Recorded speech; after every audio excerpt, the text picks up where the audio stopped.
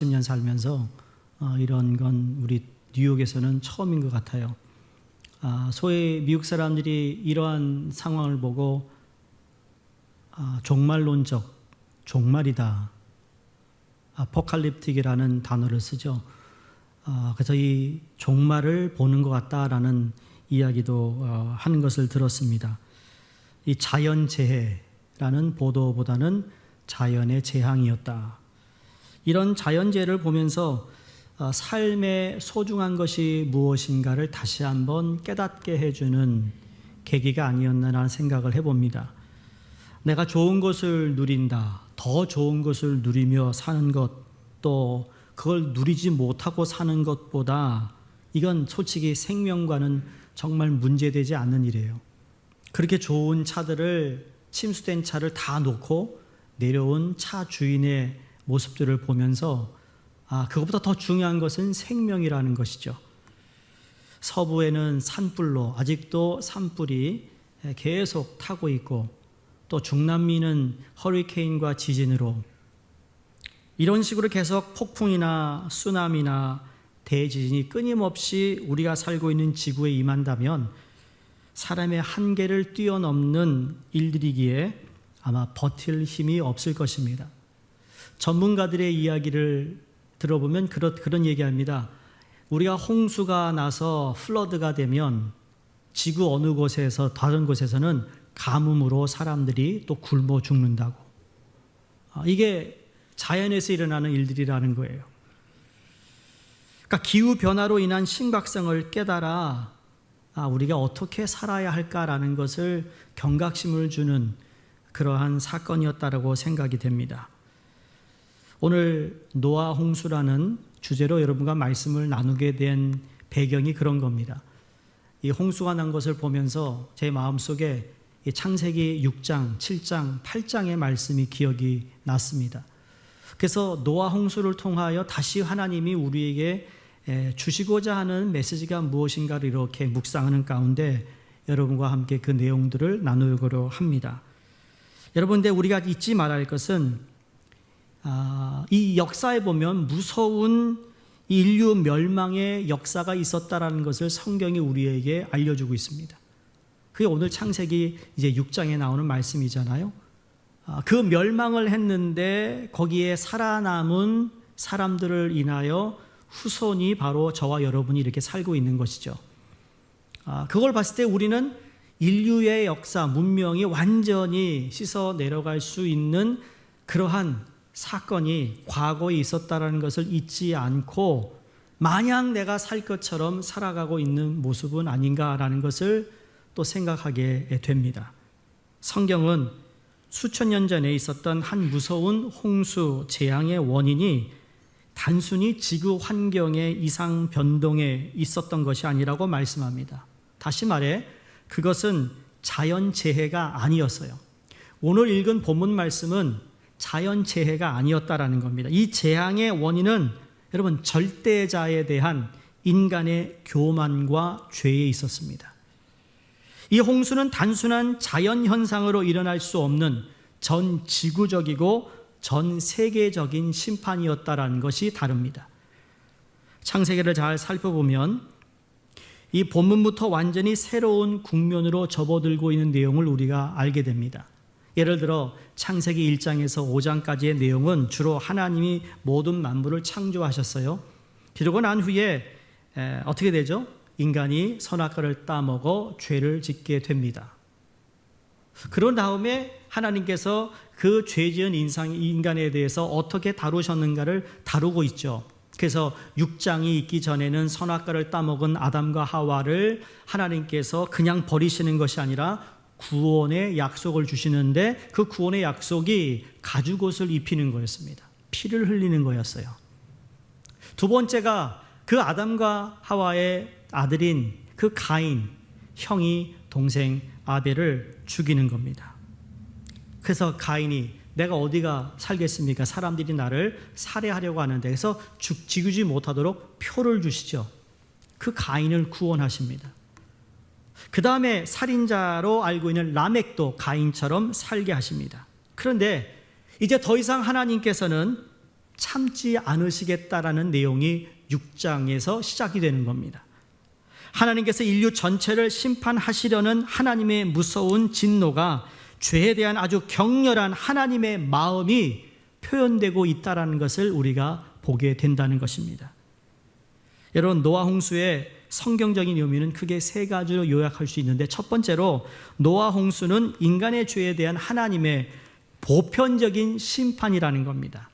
어느 한 개개인의 잘못을 이야기하는 것이 아니라 인류 전체를 판단하시고 심판하시는 하나님의 행위를 가리키고 있습니다. 오늘 본문 5절을 보시면 이렇게 기록되어 있죠.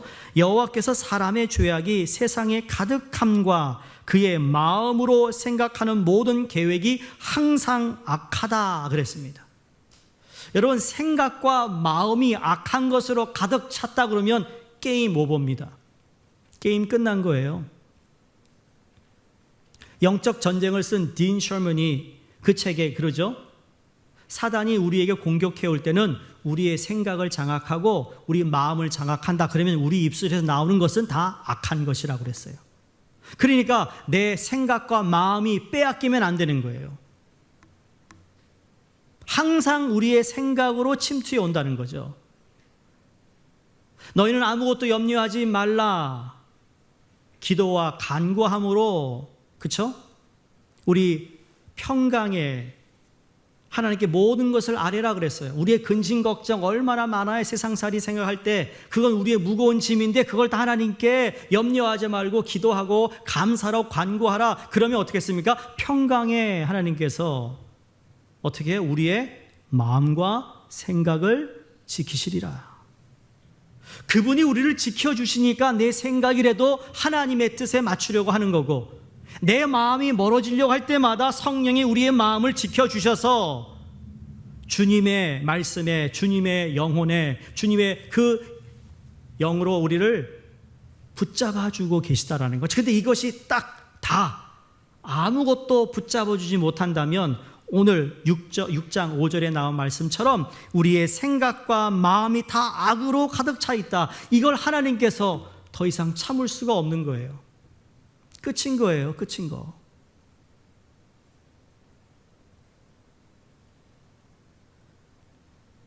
심판은 평소에 내리던 비가 좀 더 내려서 강물에 많은 사람들이 떠내려가 죽은 것이 아니었어요. 여러분, 천지 창조 내용을 보시면 원래 땅은 물에 잠겨 있었어요. 창세기 1장에 보시면 빛이 있으라 하신 후에 하늘과 그 다음에 물을 나누시죠. 그 다음에 세 번째 어떻게 하시죠? 하나님이 물에서 물과 땅을 나누시는데 땅이 물에서 솟아났다고 그랬어요. 그리고 물이 절대로 땅을 장악하지 못하도록 하나님께서 이렇게 딱 법칙을 만들어 놓으신 겁니다. 근데 하나님이 그 법칙을 잠깐 내려놓은 순간 어떻게 했습니까? 물이 땅을 다 덮어버리게 됩니다. 여기서 무엇을 깨닫는가 하면 하나님이 저와 여러분의 삶을 지금도 붙잡아 주고 계시기 때문에 우리는 하나님의 은혜 가운데 여전히 살아갈 수 있다는 것을 깨닫는 겁니다. 여러분, 주님이 우리를 놓는 순간 우리는 지금보다 더 부끄러운 삶, 죄 짓는 삶, 하나님이 원치 않는 삶을 살아갈 수밖에 없는 존재라는 것을 우리가 깨달아야 합니다. 내가 이렇게 살아가면 안 되는데 라는 그런 생각이 있는 것조차도 바로 우리 안에 성령께서 우리를 붙잡아 주려고 하시는 하나님의 은총이라는 거죠. 그러므로 나를 붙잡고 계신 주님을 끝까지 붙잡고 가시기를 주의 이름으로 축원합니다. 물이 땅 위에 범람하지 못하도록 세우셨던 자연 법칙까지도 하나님이 놓는 순간 모든 세상이 물로 뒤덮이게 된 겁니다. 그게 노아 홍수입니다. 자, 두 번째, 하나님께서 이 무서운 진노 심판 가운데 한 가정을 구원하셔서 하나님의 자비와 은혜를 체험하게 하셨어요. 이 완전히 하나님의 주권적인 선택의 결과입니다. 자, 여기서 하나님의 주권적인 선택이 중요한 거예요. 하나님이 저와 여러분을 택하여 주셔서 하나님의 자녀 삼아 주심을 감사하는 겁니다. 그렇죠? 이 구원의 감사가 늘 우리 가운데 있어야 됩니다. 물론 우리는 자주 잊어버리긴 하지만 예배를 통하여, 주의 말씀을 통하여 나 같은 죄인을 구원하신 하나님께 감사하는 마음으로 구원해 주신 주님 앞에 우리가 어떻게 살아갈 것인가에 대한 고민을 해야 되는 거예요. 근데 여기에 주도권이 누가 있어? 하나님이 왜 많고 많은 사람 중에 노아를 택하셔서 노아로 하여금 방주를 짓게 하시고 그 가정이 구원받게 하셨는가라고 묻는다면, 물론 여러 가지 해석을 할 수 있겠지만 그건 가장 결론적인 건 하나님의 선택이었어요. 여러분, 많고 많은 사람 중에 왜 하나님이 여러분을 택하셨다고 생각하세요? 내가 저기도 좀 잘나서? 괜찮아서? 착해서? 아니요. 그거 다 떠나서 하나님이 그냥 하나님의 주권인 것이에요.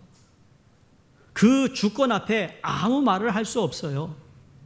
옛날에 엿장수 아저씨가, 그쵸? 꽝꽝 이게 치면서 집에 안 쓰는 거 이렇게 물건 가져오잖아요. 여러분, 거기서 엿장수 아저씨가 깨주는 엿 드셔보셨죠? 예? 뭐라 그러죠? 엿장수 맘대로야.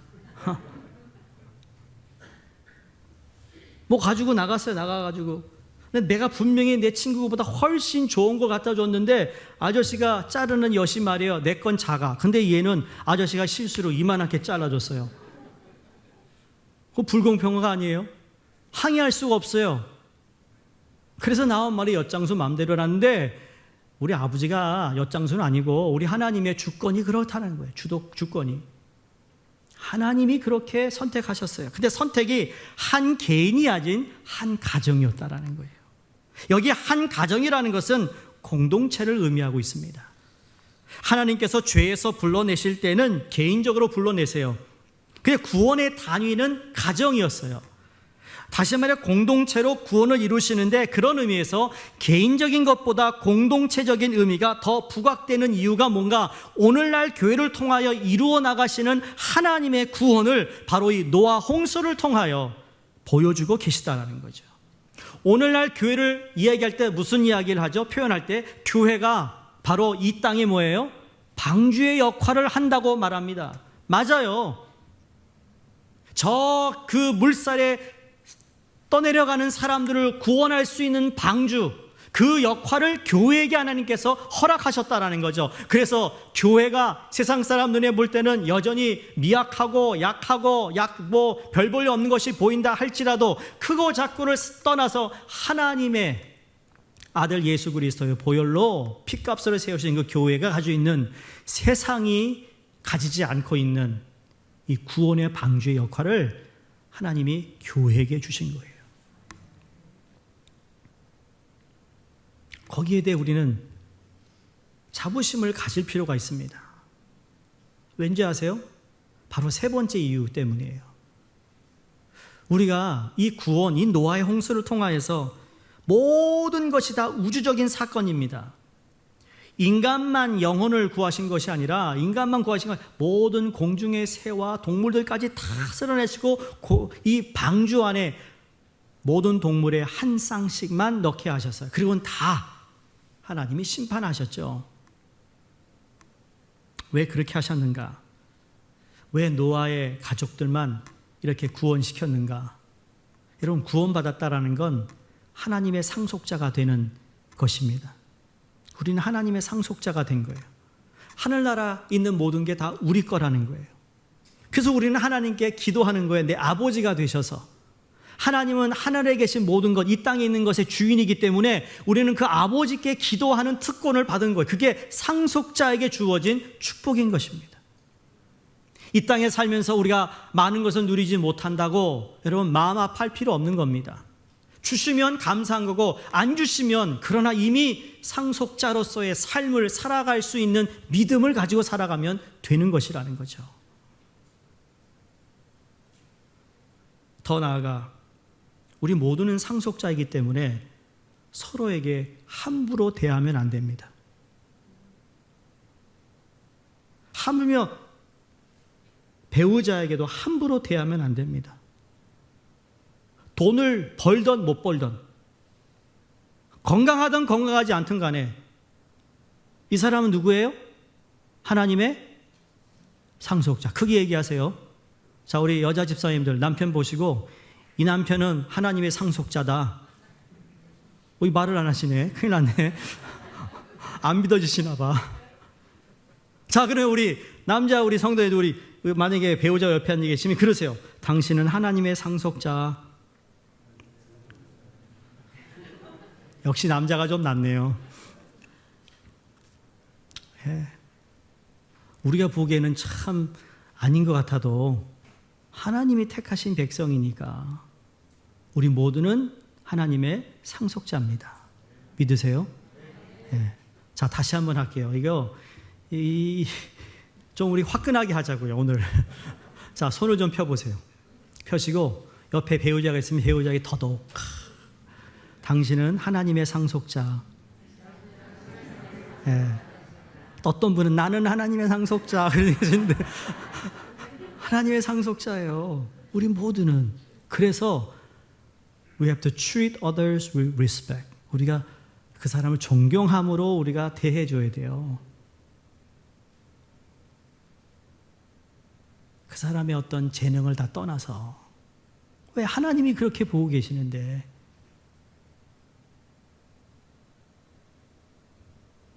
자, 그럼 노아 홍수가 일어나게 된 이유가 무엇일까? 아주 간략하게 말씀드리면 택한 백성의 타락입니다. 노아 홍수가 일어나게 된 결정적인 원인은 놀랍게도 하나님이 택한 백성들의 타락이에요. 타락. 죄로 인한 타락. 구약 성경에 거듭 보는 내용이 바로 하나님의 백성이 타락인데, 여러분 사사기도 우리가 말씀 묵상 바이블 통해서 지난주까지 읽었잖아요. 거기 사사기가 등장했던 이유가 무엇이죠? 택한 백성이 말씀대로 살아야 되는데 죄를 짓고 계속 타락하는 모습을 하나님께서 더 이상 볼 수 없어서 사사를 통하여 이스라엘 백성을 다시 통치하시는 겁니다. 그 통치를 계속 받아가야 하는데 세상에 곁누질을 하다 보니까 또 죄를 짓고 타락하는, 번복되는 그러한 모습들을 우리가 보지 않았습니까? 오늘 본문 1절, 2절을 보시면 이렇게 하나님이 말합니다. 사람이 땅 위에 번성하기 시작할 때에 그들에게서 딸들이 나니 하나님의 아들들이 사람의 딸들의 아름다움을 보고 자기들이 좋아하는 모든 여자를 아내로 삼는지라. 자, 우리가 그냥 성경을 이걸 읽어도 뭔가 조금 이상한 기분이 들죠? 하나님의 아들은 누구고 사람의 딸들은 누구고, 그런데 아름다움을 보고 자기들이 좋아하는 모든 여자를 아내로 삼는다 그럴 때 누가 제일 기분 나쁠까요? 여자분들이 기분 나쁠 거예요. 아니, 자기 눈에 아름다운 여자를 삼는다. 그러면 아름답지 않은 여자는 어떡합니까? 자기 스스로 아름답지 않다고 생각하는 여자들이 있다면 어떡하겠어요? 그러니까 이거는 뭔가가 이상하다는 것을 느낀다는 거죠. 특별한 무슨 해석을, 주석을 달지 않아도 뭔가가 기분이 편치 않은 거예요. 깨끗하지 않은 거죠. 여기 하나님의 아들들 그리고 사람의 딸들, 이렇게 설명드리고 싶습니다. 아담이 지은 죄를 통해 아담의 후손이 모든 사람들은 죄성을 가지고 이 땅에 태어나요. 그걸 원죄라고 얘기하잖아요. 그 원죄를 가지고 태어나요. 그러나 똑같이 죄의 본성을 가지고 태어났음에도 불구하고 하나님의 은혜가 그 죄된 본성을 눌러서 하나님 뜻대로 사는 자들이 있었는데 그들을 여인의 후손이라고 그랬고, 그렇지 못한 부류를 뱀의 후손이라고 성경이 말합니다. 창세기 3장 15절에 그대로 하나님이 말씀합니다. 뱀의 후손과 여인의 후손이 영원히 원수가 되리라고 말씀합니다. 뱀의 후손이라고 해서 무슨 방울뱀이다, 구렁이 이런 게 아니라 뱀의 후손은 인간은 인간인데 사단의 기질의 지배를 받으며 사는 자를 말합니다. 내가 어느 영역에 사느냐에 따라 달라지는 거죠. 사단이 지배하고 있는 그 기질을 기질의 지배를 받고 있는 사람이 뱀의 후손이라면, 그럼 반대로 여인의 후손은 같은 죄성을 가지고 태어났지만 하나님의 은혜와 사랑으로 자기의 죄된 본성을 은혜와 말씀으로 지배받으며 하나님의 뜻대로 살아가는 자를 의미하고 있습니다. 다시 말해 택함받아 구원받은 자들을 말씀하고 있다는 거죠. 저와 여러분을 이야기하고 있는 거예요. 그래서 저희는 여인의 후손이라는 거예요. 더 쉽게 얘기하면 경건한 자의 후손이라는 거예요. 그럼 뱀의 후손은 누굴까요? 불경건한 자의 후손이 되는 것이겠죠. 근데 어떤 일이 벌어졌나 하면 이 경건한 후손들이 그만 불경건한 후손들이 누리고 있는 세상의 아름다움을 보기 시작했습니다. 불경건한 후손은 이 세상에서 하나님이 없이 사는 사람들을 의미하고 있습니다. 악기를 개발해요, 노래를 했어요, 철이나 동으로 날카로운 기계를 만들었어요, 아름다운 멋을 마음대로 부렸어요. 여러분, 성경적인 입장에서 아름다운 여성의 기준이 무엇일 것 같습니까? 아름다움의 기준이 뭘까요? 오늘날의 아름다움의 기준이 뭘까요? 여러분, 우리는 이 세상의 아름다움의 기준으로 사는 것이 아니라 하나님의 아름다운 기준이 무엇인가를 알고 살아야 우리는 만족하고 살아가고 감사하며 살아가고 은혜롭게 살아갈 수 있다고 믿습니다. 여러분, 성경적인 아름다움은 건강함이었습니다. 쉽게 말하면 건강함이에요. 건강함. 건강함. 외적으로나 내면적으로나 건강한 여성입니다. 그런데 불경건한 후손의 아름다움은 무엇일까요? 뭐라고 생각하세요? 오늘날 아름다움을 추구하고 있는 것과 똑같습니다. 날씬하고 매력적이고 소위 이거 발라서 이쁘면 다 그게 최고인 줄 아는, 그게 바로 불경건한 후손들의 사람들이 정의 내렸던 아름다움이었습니다. 그런데 경건한 후손들이 어떻게 했어요? 그 불경건한 후손의 여인들의 아름다움을 보고 그 아름다움에 마음이, 생각이 계속 끌리다 보니 어떻게 됐어요? 계속 세속적인 물이 그 안에 들어오면서 하나님이 정의 내리신 여성의 아름다움에서 점점 멀어지게 되더라는 겁니다. 그 일이 벌어지고 있는 거예요. 여러분, 오해는 마시기 바랍니다. 여자분들, 그럼요, 연세에 맞게 잘 관리하셔야 되는 거 하셔야 됩니다. 그걸 얘기하는 게 아니에요. 그것밖에 모르면 큰일이라는 거예요. 뭐든지 그렇죠. 건강을 위해서 우리가 잘 내 자신을 관리해야 됩니다. 근데 그거를 위해서 모든 것을 올인한다면 그건 잘못된 거라는 거죠. 주님이 우리를 부르신 부름에 합당하지 않은 삶을 사는 겁니다. 창세기에 인간을 창조하시고 하나님이 보시기에 좋았더라. 여기에 보시기에는 아름다움의 기준을 얘기하는 거예요. 근데 그건 그 기준이 사람이 아니라 하나님이었다라는 거죠. 하나님이 아담과 하와를 지으신 다음에 너무 보기에 좋았더라.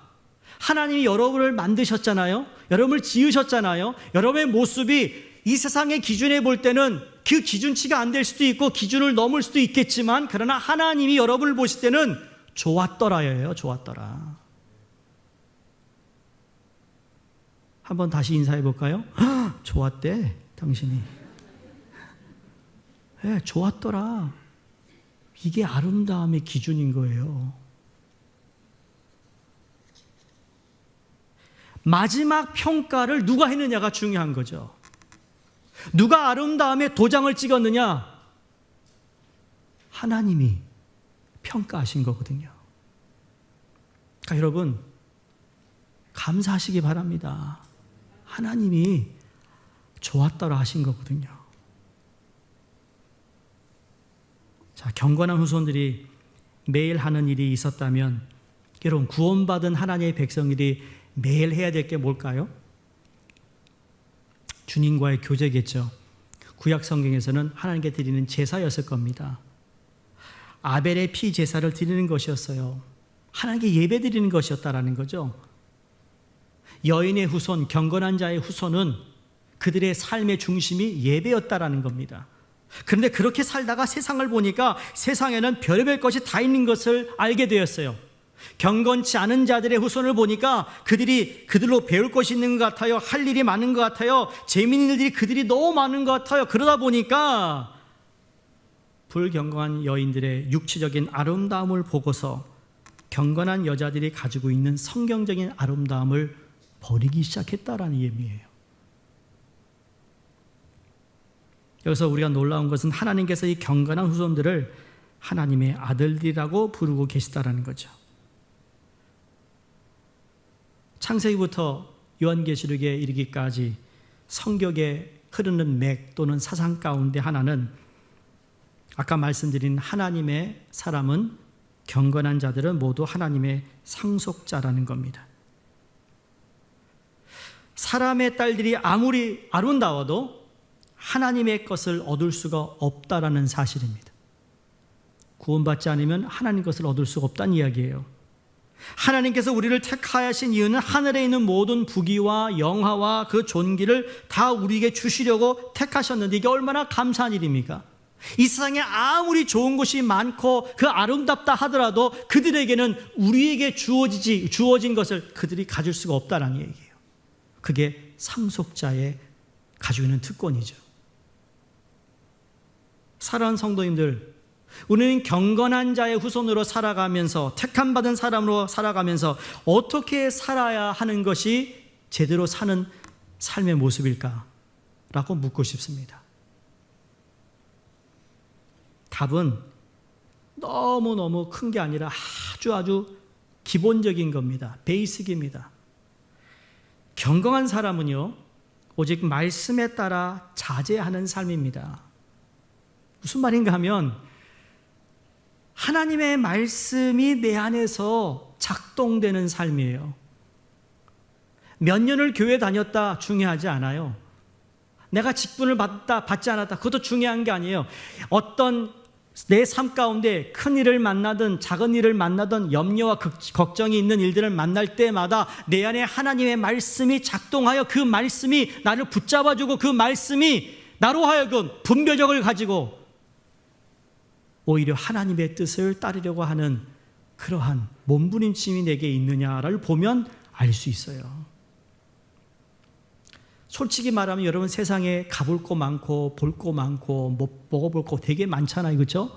요새 막 맛집 얘기 나오고 막 그러면 말이에요, 막 그거 눌러보세요, 유튜브에. 그럼 그 비슷한 거 계속 나와요. 그럼 내 마음속에 나 언제 저기 가보지?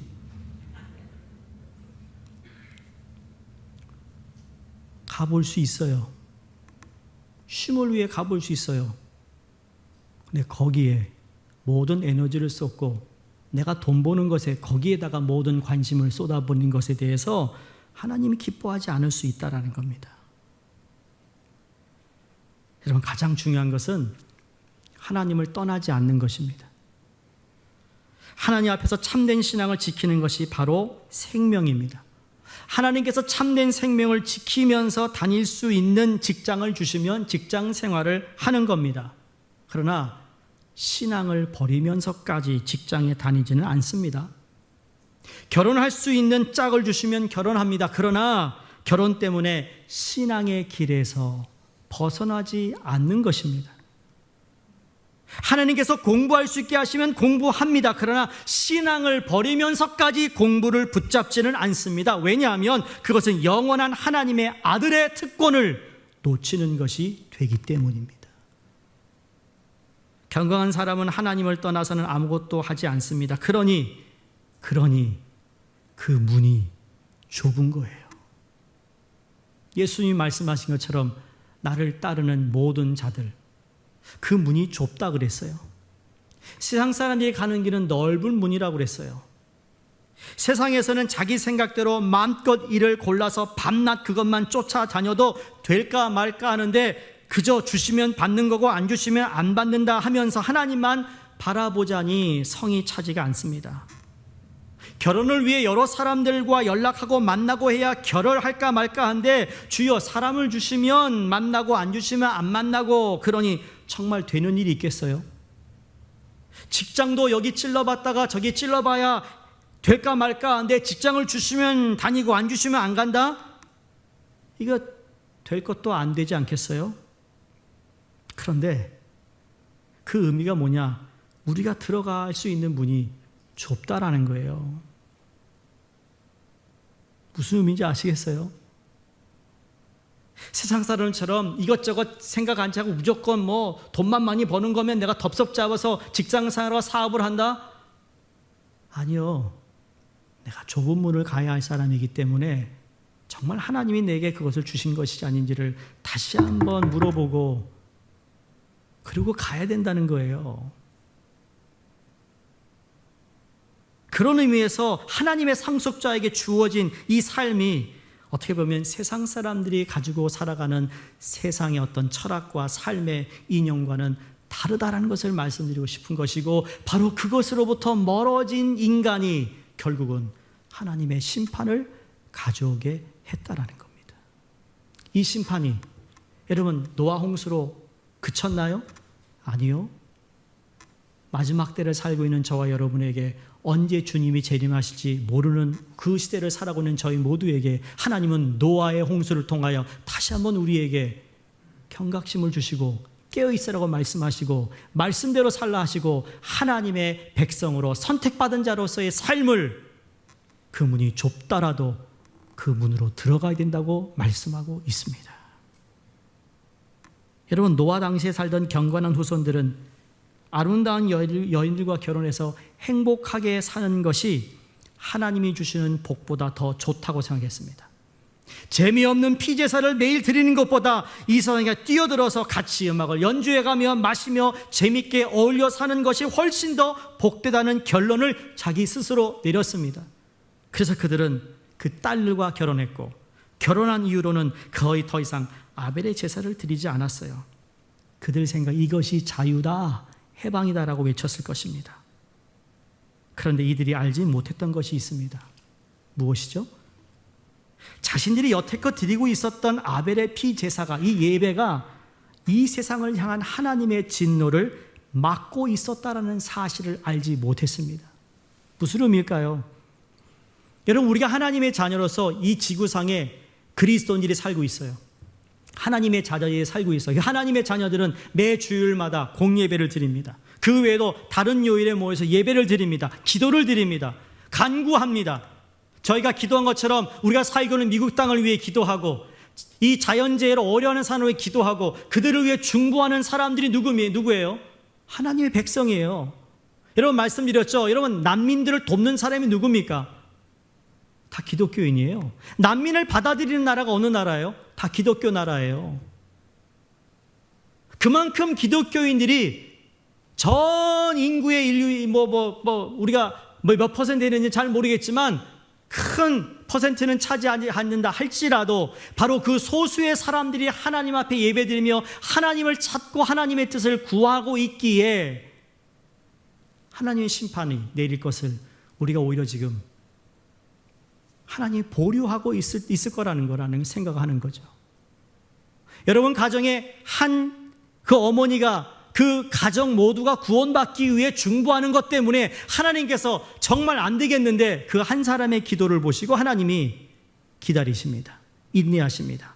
결국은 하나님이 구원시키는 역사를 본다는 거예요. 여러분, 그걸 큰 스케일로 보시면 되는 거예요. 기독교인이 드리는 예배는 그냥 우리 위로받기 위한 기도가 아니에요. 이 예배를 통하여 하나님이 영광을 받으시고 하나님의 뜻이 이루어지기를 하나님께서 원하시는데, 하나님의 자녀들을 통하여, 택한 백성들을 통하여 하나님의 그 섭리를 하나씩 이루어가고 있다라는 거예요. 거기에 저와 여러분이 쓰임받고 있는 거예요. 그건 나 개인을 떠나 공동체를 더 이상의 우주적으로 하나님이 하시는 일에 간접적으로 개입하고 있다라는 거예요. 여러분, 전방에 있는 군인들이 휴가 받아 마시는 카페에서 커피 마시고 못 만났던 친구들과 만나 이야기 나누고 영화 관람하고 너무너무 좋지 않아요? 근데 군인이 결단을 한대요. 만약에 야 이제 나 나라 지키지 않을래. 이거 너무 좋다. 야 내가 마실 거 마시고 만날 사람 만나고 야 너무 좋다. 야, 그렇게 되면 어떻게 될까요? 소위 탈영을 한다 그러면 어떻게 될까? 나라 누가 지키죠? 그 나라 어떻게 될까요? 전 그와 비슷하다고 생각해요. 누군가 죄를 가지고 하나님 앞에 나아가서 예배를 드리는 동안 하나님께서는 이 세상의 죄에 대해 인내하시고 죄를 덮어주시고 긍휼을 베풀어주고 계시다라는 겁니다. 왜? 그들은 하나님의 아들들이요 왕같은 제사장이기 때문에. 아벨의 피의 호소가 가인을 살린 것처럼 누군가가 하나님 앞에서 신령과 진정으로 예배를 드리고 있었기에 이 세상에 임할 무서운 재앙이 조금 더 늦춰지고 있는 것이 아닐까? 결론적으로 말하면 이 세상에 무서운 홍수 심판이 임했던 이유는 하나님이 기뻐하시는 진정한 예배가 사라졌기 때문입니다. 성도님들, 우리는 이 코로나로 인하여서 마음대로 예배를 드릴 수 없는 상황입니다. 여전히 수요 예배를 드리지 못하고 있습니다. 지금 기도 중이죠. 빠른 시일에 전교인 토요 새벽을 다시 시작하려고 준비하고 있습니다. 겨우 주일 한 번 예배 드리는 이 예배를 통하여 정말 하나님께서 우리에게 은혜를 베풀어 주셨지만 여러분, 예배 드리는 자의 축복이 얼마나 대단한 것임을 오늘 이 말씀을 통해서도 우리는 다시 한번 깨닫게 되기를 바랍니다. 경건한 자들이 세속적인 여인과 결혼한 후 더 이상 예배를 드리지 않게 되자 그로부터 얼마 되지 않아 이 무서운 심판이 임했던 겁니다. 우리가 드리는 예배는 나 자신을 살릴 뿐만 아니라 하나님을 모르는 세상 사람들을 살리는 하나님의 일하심을 우린 예배를 통하여서도 볼 수 있다라는 거죠. 여러분, 예수 믿으면 제일 먼저 하는 게 뭐죠? 예배 드리는 거잖아요. 회개하면 제일 먼저 뭐 하죠? 하나님께 경건하게 예배를 드리는 거예요. 내가 가장 어려울 때 어디를 찾아가죠? 주일 예배를 드리는 거예요. 여기에 회복이 있어, 여기에 은혜가 있어, 여기에 다시 소망을 허락하시는 거라는 거죠. 오늘날 우리 믿는 사람들은 예배를 점점 더 소홀하게 생각하고 있지는 않은가? 여러분, 우리 자신에게 물어야 합니다. 예배를 드리느니 다른 것을 더 배우겠다고 생각하지는 않으신가요? 세상 사람들이 좋아하는 것을 따라가기 위해, 또 친구를 더 만나기 위해 내 편한 대로 예배를 정의 내리고 있지는 않은가요? 여러분, 이 생각이 바로 노아 시대에 일어났던 현상이었다는 것을 절대 잊어서는 안 됩니다. 주님은 다시 오실 것입니다. 언제인지 모르지만 여러분, 우리는 준비된 자로서 주님 오시는 그날까지 신령과 진정으로 예배 드림을 통하여 이 한 가지만 잘해도 하나님께서는 우리에게 허락하신 놀라운 축복이 예배를 통하여 임하며 예배를 통하여 우리를 붙잡아 주시고 말씀을 통하여 우리를 다스려 주고 계심을 꼭 기억하시기를 바랍니다. 세상이 받아야 할 심판을 막아 오히려 하나님의 긍휼을 경험케 하는 놀라운 축복을 나누는 저와 여러분이 되기를 주의 이름으로 축원드립니다. 기도하겠습니다.